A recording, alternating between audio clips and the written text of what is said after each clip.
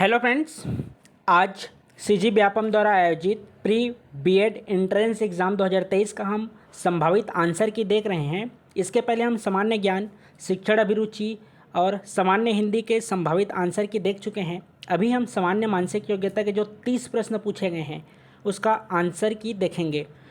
देखिए, इसका सॉल्यूशन आपको एक पीडीएफ के माध्यम से मोबाइल एप्लीकेशन में अपलोड कर दिया जाएगा। आप वहां विस्तार से देख सकते हैं। अभी आपको आंसर सीधा बताया जाएगा, ठीक है।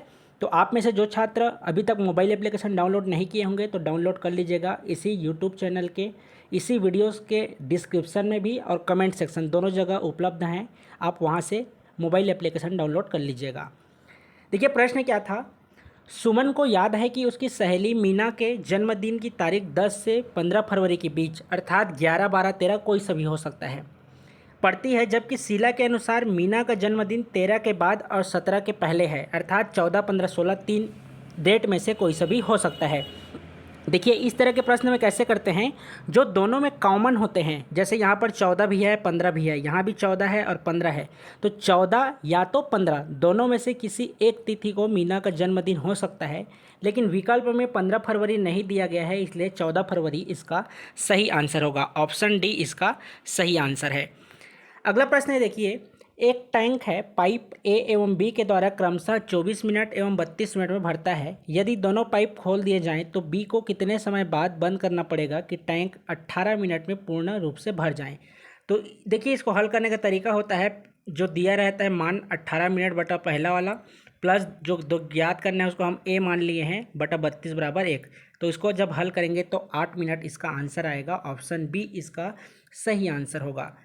अगला है, निम्न में से कौन विषम है, चुनिए। तो आंसर डी सारनाथ इसमें का सही आंसर है। ऑप्शन डी इसका सही आंसर है, ठीक है। देखिए, अगला चौथा प्रश्न है, E L P A P जो दिया हुआ है, E L P A P, आपको इसको इस तरह से अरेंजमेंट करना था कि एक फल का नाम बने। तो देखिए, इसको जब एप्पल लिखेंगे तो एक फल का नाम हो रहा है, तो इसी में पूछा गया है कि इसका अंतिम अक्षर क्या होगा। तो इसका अंतिम अक्षर होगा ई, अर्थात ऑप्शन ए इसका सही आंसर होगा। अगला प्रश्न है, मछली जलयान से संबंधित है, तो चिड़िया का क्या हो जाएगा, हवाई जहाज। ये आपके तार्किक प्रश्न है, ठीक है। ऑप्शन सी उसका सही आंसर हो जाएगा। अगला है, 1 से लेकर 45 तक की 3 से विभाजित होने वाली विषम संख्याओं के आरोही क्रम में व्यवस्थित करने पर छठवें क्रम में आने वाली संख्या क्या होगी। तो सबसे पहले आपको पता होना चाहिए कि आरोही क्रम को ही बढ़ते क्रम कहते हैं और बढ़ते क्रम में सबसे छोटे को पहले लिखते हैं। उसके बाद 3 से विभाजित होने वाली विषम संख्या अर्थात जो 2 से विभाजित नहीं होता है। तो देखिए, कौन कौन से हैं, 3 है, 9 है, 15 है, 21, 27, 33, 39 और 45। ये आपके 1 से लेकर 45 तक के विषम संख्या हैं। इसमें से आपसे पूछा जा रहा है कि छठवां संख्या कौन होगा। तो 1, 2, 3, 4, 5, 6, तो छठवां आपको कौन सा हो जाएगा, 33। ऑप्शन सी इसका सही आंसर होगा। ऑप्शन सी 33, ठीक है। अगला प्रश्न है, 10% के लाभ पर एक मशीन 5,060 रुपये में बेची गई। यदि इसे 4,370 रुपये में बेचा जाता है तो लाभ या हानि का जो प्रतिशत होगा वह कितना होगा, यह पूछा जा रहा है। तो देखिए, कोई भी सीपी होता है वह अपने आप में 100% होता है। क्रय मूल्य जिसको बोलते हैं उसको हम इंग्लिश में सीपी के नाम से संक्षिप्त रूप में जानते हैं। जब प्रश्न हल करेंगे तो इसके बारे में जानकारी होगा।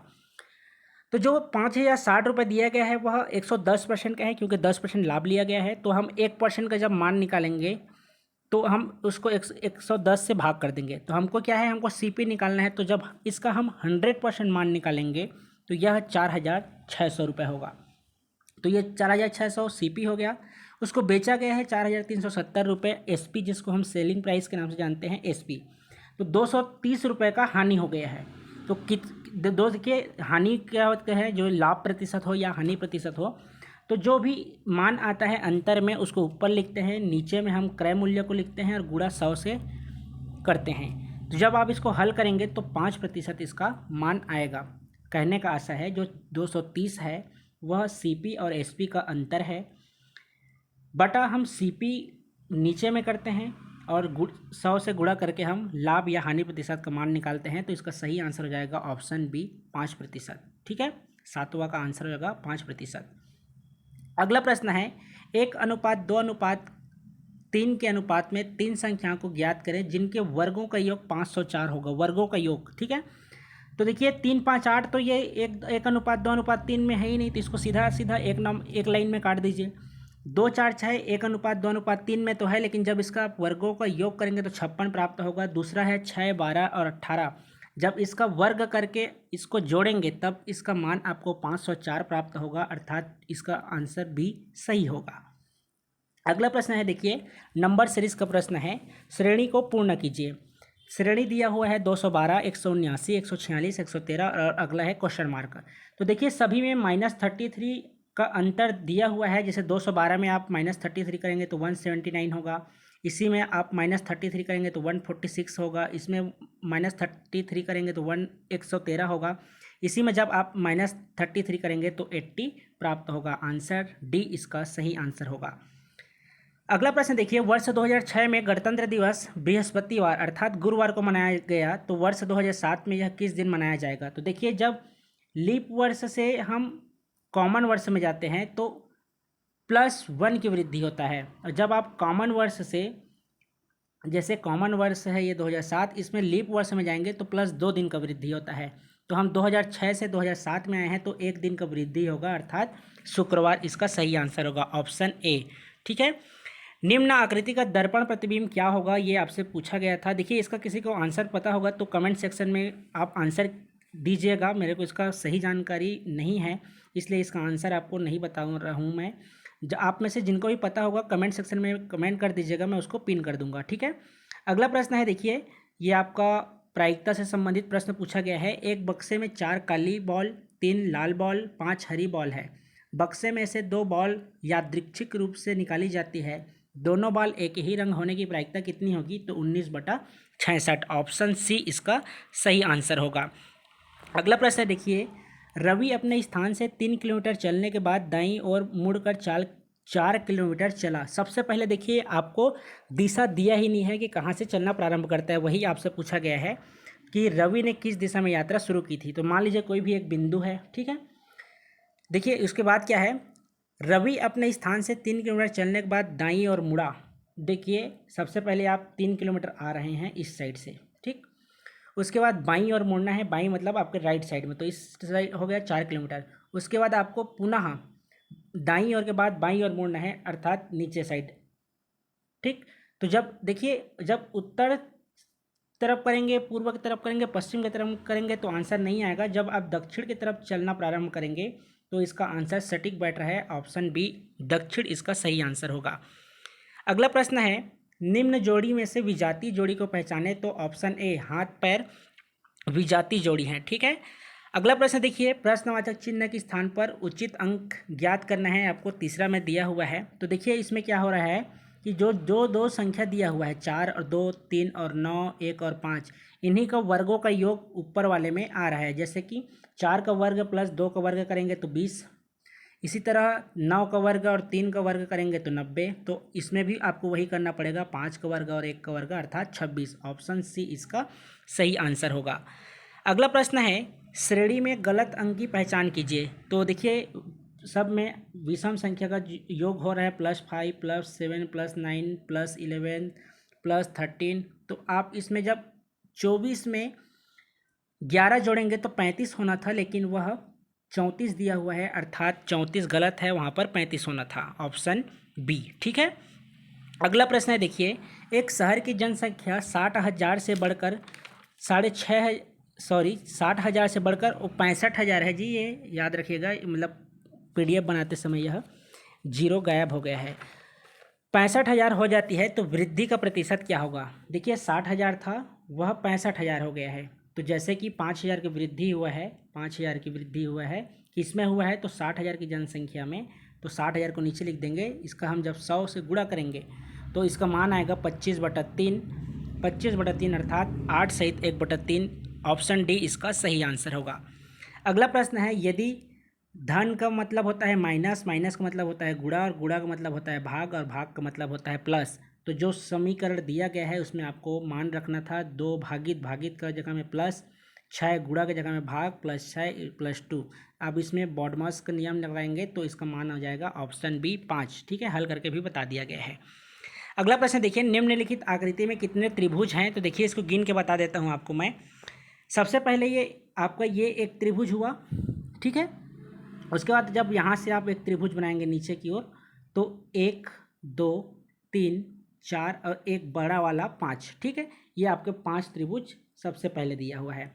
उसके बाद आपका बीच से इसको और विभाजित किया गया है इस तरह से। तो जब आप इसको टोटल करेंगे तो 5 4 9 हो जाएगा और एक बाहरी है, अर्थात टोटल 15 त्रिभुज इसमें बन रहे हैं। आप गिन के देख लीजिएगा इस तरह से जब आप डायग्राम बनाएंगे तो इसमें दिए गए हुए चित्र में त्रिभुज की संख्या होगा 15। ऑप्शन सी इसका सही आंसर है। अगला प्रश्न है, ए की आयु बी की आयु से दोगुनी है। पहला इक्वेशन बना लीजिए, ए की आयु बी की आयु से दोगुनी है। 8 वर्ष पूर्व ए बी से 3 गुना अधिक आयु वाला था। 8 वर्ष पूर्व बी की आयु का 3 गुना था। दूसरा इक्वेशन बन गया। इसी को हम जब हल किए हैं तो ए बी बराबर 8 आया है। तो कैसे हल किए हैं? a-8, इसको कोष्टक खोले हैं। उसके बाद a-3b -24 प्लस ये आपका b है, ठीक है। तो जब आप इस को हल करेंगे तो b बराबर 8 मान प्राप्त हो रहा है। 8 वर्ष में जब आप a का मान निकालेंगे तो 8 वर्ष के बाद आप प्रेजेंट में आएंगे, पूर्व का मान है तो प्रेजेंट में आएंगे 16 और इसका 2 गुना अर्थात 32। तो इसका सही आंसर हो जाएगा ऑप्शन डी 16 और 32। इसका सॉल्यूशन आपको मोबाइल एप्लीकेशन में मिल जाएगा, आप वहाँ से PDF डाउनलोड कर लीजिएगा। अगला है देखिए, MOBILITY का कोड दिया हुआ है 46293927। तो एग्जामिनेशन का कोड आपसे पूछा जा रहा है। तो देखिए ए से लेकर जेड तक हमेशा समझाता हूँ, जब भी आपको रीजनिंग प्रश्न हल करना रहता है तो प्रश्न पत्र में ए से लेकर जेड तक ABC इस तरह से पूरा जेड तक लिख लिया कीजिए। नीचे प्रश्न में उसी के नीचे 1 2 3 संख्या 1 से लेकर 26 तक इंगित कर दिया कीजिए।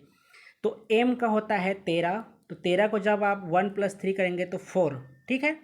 इसी तरह ओ का होता है, यहाँ पर आपको नीचे PDF में बना लिख दिया हूँ मैं, देख लीजिए। ओ का होता है 15, 1 और 5 को जोड़ेंगे तो 6। इसी तरह से आपका यहाँ भी होगा। ई का हो गया 5, तो 5 हो गया। उसके बाद एक्स का मान कितना होता है? तो एक्स का मान दिया हुआ है 24, तो 24 को 2 + 4 करेंगे तो 6, अर्थात ऑप्शन बी ही इसका सही आंसर हो जा रहा है 5 6, ठीक है।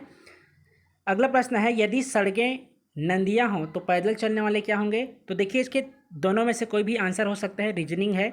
या तो मछलियाँ होंगी या तो मगरमच्छ। अगर मेरा आंसर चाहें तो मगरमच्छ सही आंसर हो सकता है। तो दोनों में से कोई भी एक आंसर होगा, मगरमच्छ ज़्यादा उचित आंसर है।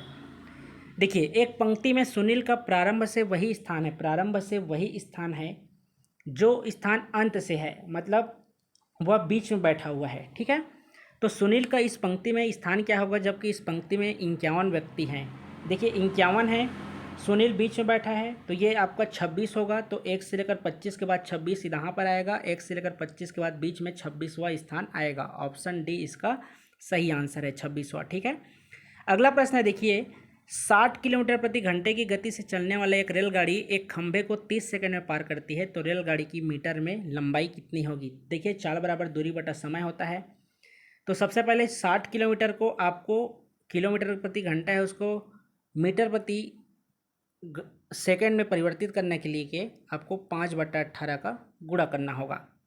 जब आप इसको हल करेंगे तो 50/3 प्राप्त होगा। दूरी आपको याद करना है, अर्थात रेलगाड़ी की मीटर में लंबाई। समय दिया हुआ है 30 सेकेंड, तो ये आपका हम मान रख दिए हैं 50/3 दूरी बटा 30, ठीक है। जब आप इसको हल करेंगे तो 50 मीटर आपका आंसर होगा ऑप्शन डी, ठीक है। रेलगाड़ी की मीटर में लंबाई होगा ऑप्शन डी। इसका PDF आप टेलीग्राम से भी प्राप्त कर सकते हैं, मोबाइल एप्लीकेशन में भी प्राप्त कर सकते हैं। यदि 8 व्यक्ति 80 एकड़ फसल को 24 दिन में काटते हैं तो 36 व्यक्ति 80 दिन में कितने एकड़ की फसल को काटेंगे? इसका फार्मूला होता है MDH। ऑप्शन जो भी नीचे में जो भी दिया रहता है अतिरिक्त तो उसको नीचे में लिखते हैं। इसी प्रकार M1 D1 H1 के बाद M2 D2 H2 होता है, उसके नीचे जो अतिरिक्त दिया रहता है उसको लिखते हैं। तो देखिए 8 व्यक्ति हैं तो 8 व्यक्ति का 8 हो गया। 80 एकड़ अतिरिक्त है तो उसको हम नीचे लिख देंगे। 24 दिन को 24 लिख देंगे। उसी तरह इस वहाँ पर 36 दिन दिया हुआ है, 36 व्यक्ति दिया हुआ है, 30 दिन का नीचे वाला पूछा जा रहा है कितने एकड़ का। तो इसको जब आप हल करेंगे तो इसका मान आ जाएगा ऑप्शन ए 450 एकड़। ऑप्शन ए इसका सही आंसर है। अगला प्रश्न है देखिए, एक प्रतिबिंब दिया हुआ है, आपसे पूछा जा रहा है कि इसमें कौन सा संबंध सही है। निम्न आकृति में से गणित विज्ञान निम्न में से कौन सी आकृति विज्ञान, भौतिकी और रसायन के संबंध में को सही प्रकार से प्रदर्शित करता है? तो देखिए ये एक विज्ञान विषय होता है। विज्ञान विषय के अंतर्गत आपके भौतिकी है, एक मिनट, ये आपका विज्ञान विषय हुआ, इसके अंतर्गत भौतिकी है, रसायन है, जीव विज्ञान आते हैं। तो जीव विज्ञान दिया नहीं है आपको, दिया गया है, तो देखिए 2 दिया गया है, तो ये आपका हो गया भौतिकी और ये हो गया रसायन। तो किसके अंतर्गत है? विज्ञान के अंतर्गत। तो ऑप्शन ए इसका सही आंसर होगा। अगला प्रश्न है, देखिए ए बी की माँ है, ए बी की माँ है, ठीक। तो ए क्या है? माँ है, परंतु बी ए के पुत्र नहीं है। पुत्र नहीं है मतलब पुत्री है। तो माता और पुत्री इन दोनों के बीच संबंध है, ए और बी के बीच, ठीक है, माता और पुत्री का। एक बालक एक पेन 25 रुपये में खरीद कर 30 रुपये में बेचता है, तो उसके लाभ का प्रतिशत क्या होगा? देखिए तीसरा प्रश्न, 3 प्रश्न आया है लाभ हानि से। 30 रुपये में बेच रहा है, 25 रुपये में ख़रीदा था, हम नीचे क्रय मूल्य को लिखते हैं और 100 से गुणा कर देते हैं। तो इसका 5/25 और यह हो जाएगा आपका 100। इसको जब आप हल करेंगे तो 20% इसका लाभ होगा। ऑप्शन डी इसका सही आंसर होगा, ऑप्शन डी। अगला प्रश्न है, एक संकेत भाषा में कैट को ई सी भी लिखते हैं, तो रैट को कैसे लिखेंगे?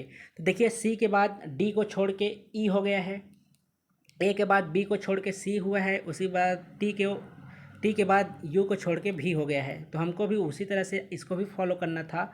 आर के बाद एक छोड़ना है एस, तो उसके बाद हो जाएगा टी। तो पहले में टी है, दूसरे मतलब ए और सी तो कट गया। अगला है ए के बाद बी को छोड़ के सी लिखना था, तो ऑप्शन बी टी सी भी इसका सही आंसर होगा, ठीक है।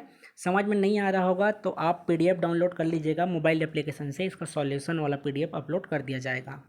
निम्नलिखित समीकरण को हल करें एवं सही उत्तर को चिन्हांकित कीजिए।